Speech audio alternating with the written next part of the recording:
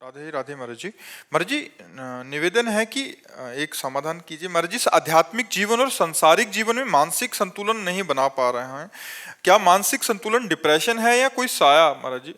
मानसिक संतुलन कोई साया फाया नहीं है। जैसे लोगों को रहता है ना कि बाहरी चक्कर कोई होगा, ये सब भीतरी चक्कर है। हमारे द्वारा जो पाप कर्म होते वही हमारे मन को जलाते हैं, वही हमारी बुद्धि को भ्रष्ट कर देते हैं, और कोई नहीं।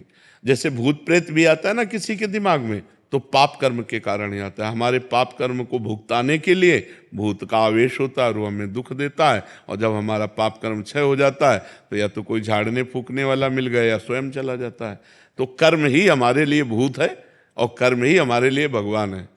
अगर हमारे कर्म बिगड़ गए तो वही भूत की तरह हमें सताता है, और कर्म हमारे बन गए तो वही भगवान की तरह हम पर कृपा करता है। इसलिए कर्मों का सुधार करो, हमारे कर्म ठीक होने। हमारे अगर कर्म बिगड़ गए हैं ना तो ऐसा ही अनुभव होने लगता है। कोई डिप्रेशन नहीं, पहले स्वीकृति करो। नहीं तो अगर किसी आदमी को 20 बार 20 लोगों को तैयार कर लो अलग अलग, और उसको यार तुम डिप्रेशन में पहुंच गए क्या? नहीं नहीं, तो नहीं, हमें तो लग रहा है तुम डिप्रेशन में हो, और चला जाए।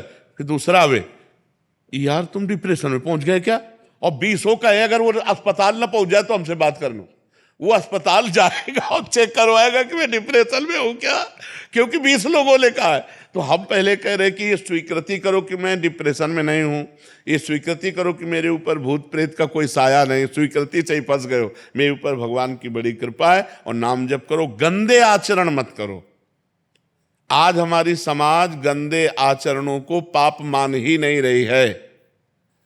बहुत जोर से ये व्यभिचार फैल रहा है। ये जो व्यभिचार दोष है बहुत जोर से फैल रहा, चाहे स्त्री हो चाहे पुरुष हो, सबके दिमाग में एक ही बात नाच रही है, बस भोग भोग भोग संसार। ये पाप महापाप है। पर स्त्री गमन, पर पुरुष गमन, ये महापाप है, और कोई इस पर ध्यान नहीं दे रहा। और फिर कहते हैं डिप्रेशन में जा रहे हैं, परेशान हो रहे। परेशान नहीं होगे तो और क्या होगे? हम खुली बात कह रहे हैं, अपने चरित्र को सुधारो, अपने आचरणों को सुधारो, अपने कर्म को ठीक करो, नाम जप करो। किसी से आशीर्वाद मांगने की जरूरत नहीं। और कोई आशीर्वाद ऐसे फल फूल वाला भले दे दे, ऐसा आशीर्वाद बिना अधिकार के नहीं मिल जाता। तुम्हें भजन करना पड़ेगा, तुम्हें अपने आचरण ठीक करने पड़ेंगे, तुम्हें तप करना पड़ेगा, तुम्हें पाप नष्ट करने पड़ेंगे। उपाय हम बता देते हैं। भगवान गीता में अर्जुन को क्या कहते? तुम्हें सहना पड़ेगा, तुम्हें मेरा भजन, मन मना भव मद भक्तो माद्याजी माम नमस्कुरु। भगवान सामने खड़े हैं और कह रहे जब तक तुम ऐसा नहीं करोगे तब तक मेरे को नहीं जान सकते। सामने खड़े हैं महाराज। अनन्य चेता सत्यम, मेरा सतत चिंतन करो। अनन्य चिंतयन्तो माम, मेरा अनन्य चिंतन करो। भगवान बार बार कह रहे। तो हम जब भगवान कह रहे हैं तो हम लोग तो भगवान के दास हैं। सदगुरुदेव भगवान बड़ी कृपा, जोरदार है विपक्ष, बहुत जोरदार। हाँ, विपक्ष तो जोरदार क्योंकि हमारे स्वामी का ही है, किसी और का है क्या? हमारे स्वामी। तो सोचो, जिसकी एक माया शक्ति इतनी जोर की है, उसकी कृपा शक्ति कितनी जोर की होगी। प्रभु पहले वो कहते थे, अब आप अरे अब ऐसे ऐसे ऐसे थोड़ी का बोला जाता है जैसे तुम मंत्र बोल दिए। मंत्र ही नहीं मिला तुम्हें, तभी तो दुर्दशा है।